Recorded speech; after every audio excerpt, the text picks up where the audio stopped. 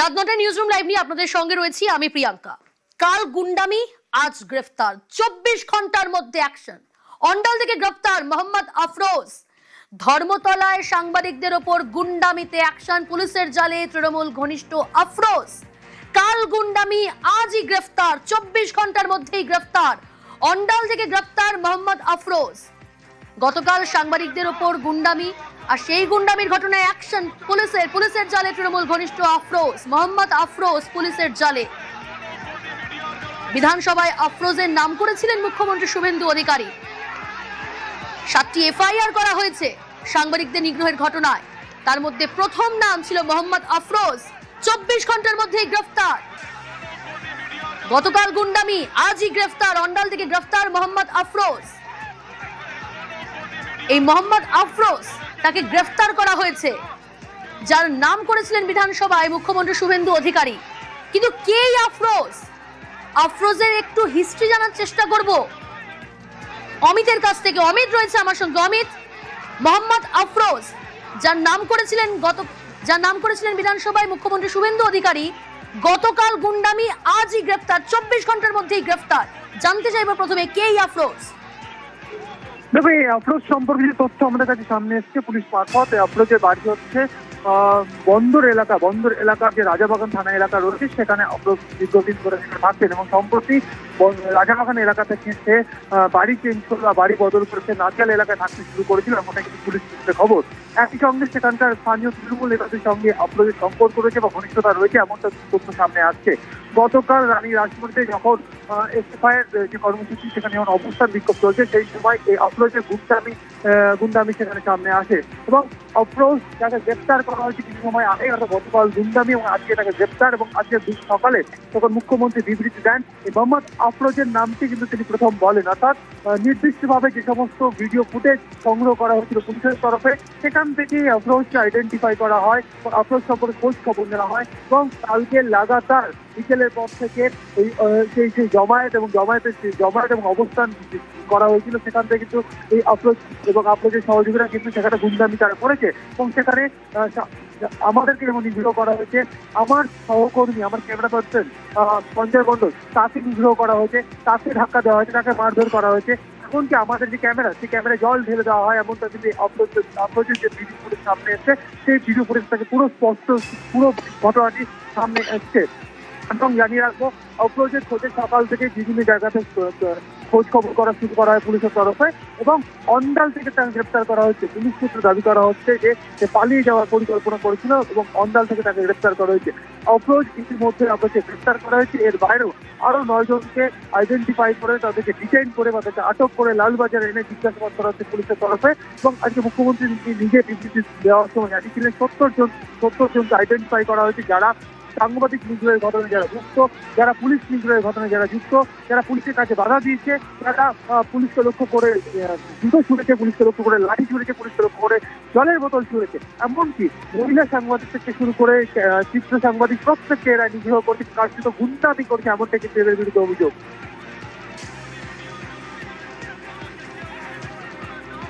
সঙ্গে থাকো আমি। মোহাম্মদ আফরোজ, একটা ছবি দেখাচ্ছি আপনাদের, দেখুন। এই হলো মোহাম্মদ আফরোজ। মোহাম্মদ আফরোজ কে? অভিষেক বন্দ্যোপাধ্যায়ের পাশেই দাঁড়িয়ে মোহাম্মদ আফরোজ, যাকে গ্রেপ্তার করা হয়েছে। এই মোহাম্মদ আফরোজ অন্ডাল থেকে গ্রেপ্তার, রাজাবাগানের বাসিন্দা। গতকাল গুন্ডামি, আজই গ্রেপ্তার। অন্ডাল থেকে গ্রেপ্তার করা হয়েছে এই মোহাম্মদ আফরোজকে। তৃণমূল ঘনিষ্ঠ মোহাম্মদ আফরোজ, অভিষেক বন্দ্যোপাধ্যায়ের পাশে দাঁড়িয়ে এই আফরোজ। মুখ্যমন্ত্রী শুভেন্দু অধিকারী বিধানসভায় দাঁড়িয়ে এই আফরোজের নাম করেছিলেন। শুনবো মুখ্যমন্ত্রীর মন্তব্য।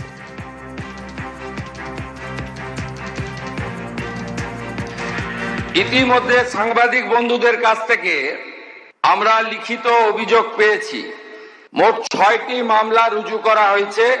মোট ৬ না, ৭টি মামলা। এন্টালি থানাতেও একটি মামলা হয়েছে এবং এই মামলাগুলিতে এই বিধানসভা থেকে পাস হওয়া গুন্ডা দমন আইন যুক্ত করা হয়েছে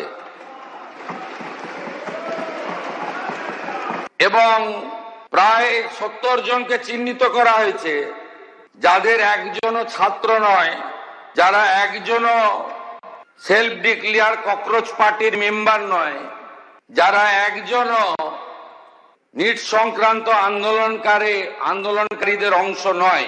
4 জন কুখ্যাত লোকের নাম আমি এখানে বলছি, যাদেরকে আমরা ছাড়বো না। আরো বাকিগুলোর নাম তো আমি এখানে বলে সময় নষ্ট করব না। Afroz of Rajabagan, Nahid of Khidirpur, Tanvir and Nizam of Iqbalpur, Rahul Jamal of Watgunge. এই 5টা গুন্ডার নাম আমি এখানে ঘোষণা করলাম। গুন্ডা দমন আইনে এমন ব্যবস্থা নেব যাতে একদিন নয়, এই গুন্ডাদের 3 পুরুষ মনে রাখে। অমিত রয়েছে আমার সঙ্গে। অমিত, মুখ্যমন্ত্রীর কড়া বার্তা, মুখ্যমন্ত্রী বিধানসভায় দাঁড়িয়ে 3 পুরুষ মনে রাখবে এমন অ্যাকশনের হুঁশিয়ারি দিয়েছিলেন। গতকাল গুন্ডামি এই আফরোজের 24 ঘন্টার মধ্যে গ্রেফতার। নিশ্চিতভাবে এটা বলা যায় মুখ্যমন্ত্রীর এই কড়া বার্তার পরই কলকাতা পুলিশের অন্দরে যে তৎপরতা তাই হয়তো স্পষ্ট। 5 জনের নাম নিয়েছেন মুখ্যমন্ত্রী, তার মধ্যে প্রথম যার নাম নিয়েছেন মুখ্যমন্ত্রী মোহাম্মদ আফরোজ, 24 ঘন্টাতেই গ্রেফতার। অমিত, একেবারে দেখো, প্রথম নামটি আজকে যখন মুখ্যমন্ত্রী গতকালের সাংবাদিক বিদ্রোহ এবং গতকালের যে অশান্তির ঘটনা, যে গন্ডগোলের ঘটনা, যে গুন্ডাগিরি, সেখানে প্রথম নামটি তিনি অফরোজের নিয়েছেন আজকে সকালে। এবং আমরা দেখলাম যে আজকে সন্ধ্যের মধ্যে অফরোজ কিন্তু গ্রেপ্তার হয়ে গেল এবং অন্ডাল থেকে তাকে গ্রেপ্তার করা হয়েছে। এবং মুখ্যমন্ত্রী একদম চিহ্নিত করে দিচ্ছেন যে কারা কারা এই গুন্ডাগিরি তারা করেছেন, কারা কারা সাংবাদিক বিদ্রোহ করেছেন। এরকম 5টি নাম তিনি স্পষ্ট করেছিলেন আজকে বিবৃতি দেওয়ার সময় বিধানসভায়। এবং এছাড়া 70 জনকে আইডেন্টিফাই করা গিয়েছে এমনটা তিনি জানান এবং এই ঘোষণা তিনি করেন। এবং তারপরে দেখে আমরা কলকাতা পুলিশের তৎপরতা, কলকাতা পুলিশের তরফে এই অফরোজ সহ আরো বাকিদের খোঁজে বিভিন্ন জায়গাতে তল্লাশি অভিযান শুরু করা হয়েছিল পুলিশের তরফে। এবং অন্ডাল থেকে অফরোজকে গ্রেপ্তার করা হয়েছে। পুলিশ সূত্রে যেটা জানা যাচ্ছে যে কলকাতা থেকে সে পালানোর পরিকল্পনা করেন, অন্ডাল হয়ে এইখানে একটু স্পষ্ট হওয়ার চেষ্টা করবো। এই আফরোজের গতিবিধি পুলিশ তার লোকেশন ট্র্যাক করলো কিভাবে, এখানে একটু বোঝার চেষ্টা করবো অমিত। দেখো, এখনো পর্যন্ত পুলিশ সূত্রে যেটা জানা যাচ্ছে যে আফরোজের খোঁজে তারা তার যে পোর্ট এরিয়া, তার যে বাড়ি বা তার যে এলাকা, সেই এলাকাতেও কিন্তু সকাল থেকে বিভিন্ন জায়গাতে নাদিয়াল এবং রাজাবাগান এই এলাকাতেও কিন্তু পুলিশের তরফে সেখানে অভিযান চালানো হয়েছিল। অন্ডাল থেকে গ্রেফতার করা হলো অমিত, সেক্ষেত্রে রাজ্য ছেড়ে পালানোর চক্রান্ত করছিল কি আফরোজ? একেবারে এখনো পর্যন্ত যে তথ্য উঠে আসছে, রাজ্য থেকে পালানোর একটা পরিকল্পনা করছিল আফরোজ। এবং এখনো পর্যন্ত আফরোজ ঘনিষ্ঠ বেশ কয়েকজনের ফোন কলের উপর নজর রাখা এবং টাওয়ার লোকেশনের উপর নজর রাখা এবং কল ডিটেলস সিডিআর উপর কিন্তু নজর রাখা, সেই সমস্ত সূত্র ধরে টেকনোলজি ব্যবহার বা প্রযুক্তি ব্যবহার করে আফরোজের সন্ধান পাওয়া যায় এবং অন্ডাল থেকে তাকে পিক করা হয় এবং অন্ডাল থেকে তাকে গ্রেপ্তার করা হয়েছে। ওকে, বেশ, নজর রাখো।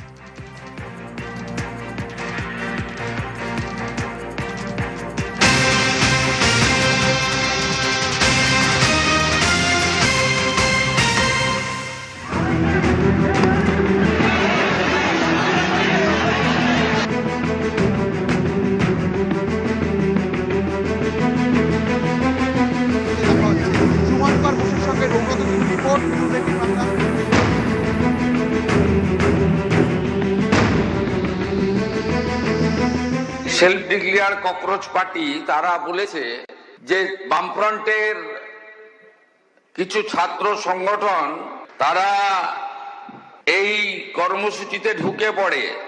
ছাত্র ছিল বলে আমার জানা নেই, কারণ ওদের কোনো কলেজ ইউনিভার্সিটিতে অস্তিত্ব নেই। এরা হলো এসএফআই, ডিওয়াইএসএ, এআইডিএসও, এআইএসএ, এআইএসএফ, এআইএসবি, পিএসইউ আর ইত্যাদি ইত্যাদি।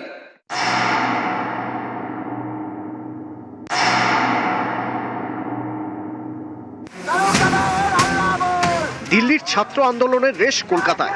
নিট প্রশ্ন ফাঁস ইস্যুতে ককরোচ জনতা পার্টির সমর্থনে কলকাতায় মিছিল জমায়েতে তুমুল বিশৃঙ্খলা, আন্দোলনের নামে নৈরাজ্য।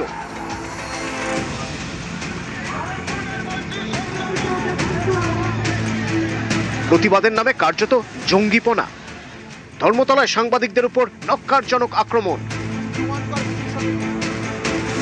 নিউজ 18 বাংলার রিপোর্টার প্রীতি, অমিত, রৌনক টার্গেট। জি 24 ঘন্টার প্রতিনিধি পিয়ালি মিত্র কমল জানাকেও মারধর হেনস্থা। আক্রান্ত টিভি 9 বাংলার প্রতিনিধি দীপঙ্কর দাশগুপ্ত, সুমন মহাপাত্র, মাখন পাত্র। হামলা R+এর রিক প্রকাশের উপরেও আক্রান্ত এই সময়ের প্রতিনিধি শিলাদিত্য কর। ঘটনার আঁচ এসে পড়ল বিধানসভায়। পেশাগত দায়িত্ব পালন করতে গিয়ে সাংবাদিকদের উপর হামলা তীব্র নিন্দা করলেন মুখ্যমন্ত্রী শুভেন্দু অধিকারী। বিধানসভায় দাঁড়িয়ে তিনি স্পষ্ট ভাষায় জানালেন, ঘটনায় জড়িত কুখ্যাতদের বিরুদ্ধে কঠোরতম ব্যবস্থা নেওয়া হবে। সাংবাদিক বন্ধুদের কাছ থেকে আমরা লিখিত অভিযোগ পেয়েছি। মোট 6টি মামলা রুজু করা হয়েছে, মোট 6 না 7টি মামলা, এবং এই মামলাগুলিতে গুন্ডা দমন আইন যুক্ত করা হয়েছে। প্রায় 70 জনকে চিহ্নিত করা হয়েছে, যাদের একজনও ছাত্র নয়। Afroz of Rajabagan, Nahid of Khidirpur, Tanvir and Nizam of Iqbalpur, Rahul Jamal of Watgunge. এই 5টা গুন্ডার নাম আমি এখানে ঘোষণা করলাম। গুন্ডা দমন আইনে এমন ব্যবস্থা নেব যাতে একদিন নয়, এই গুন্ডাদের 3 পুরুষ মনে রাখে।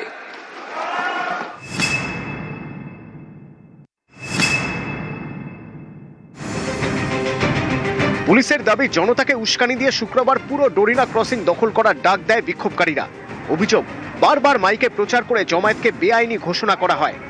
এলাকা খালি করতে বলা হলেও তা কানে তোলেননি বিক্ষোভকারীরা, বরং পাল্টা পুলিশকে লক্ষ্য করে বোতল, জুতো, লাঠি ও পাথর ছুড়তে শুরু করেন তারা। হেনস্থা করা হয় কর্মরত সাংবাদিকদেরও। আন্দোলনের নামে সাংবাদিক নিগ্রহে 7 FIR, শতপ্রণোদিত মামলা রুজু করে পুলিশ। রাতেই আক্রান্ত সাংবাদিকদের বয়ান রেকর্ড, একাধিক ফুটেজও সংগ্রহ করেছে পুলিশ।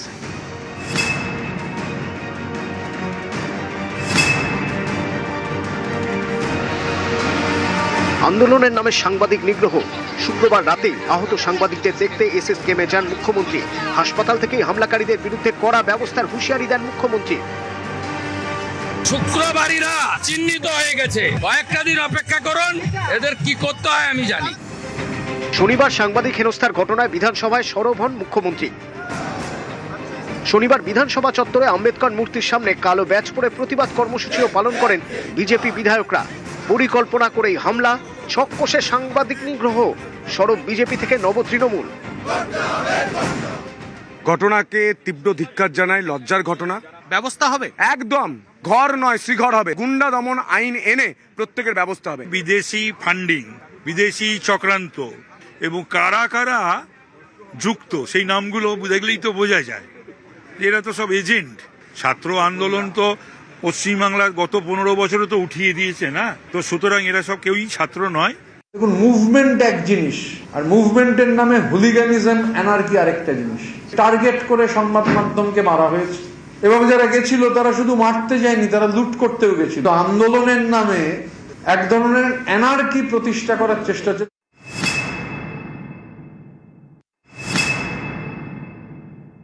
সাংবাদিক নিগ্রহের ঘটনায় সদ্য বিধানসভায় পেশ হওয়া যে গুন্ডা দমন বিল, সেই আইন অনুযায়ী ব্যবস্থা গ্রহণ করবে রাজ্য সরকার।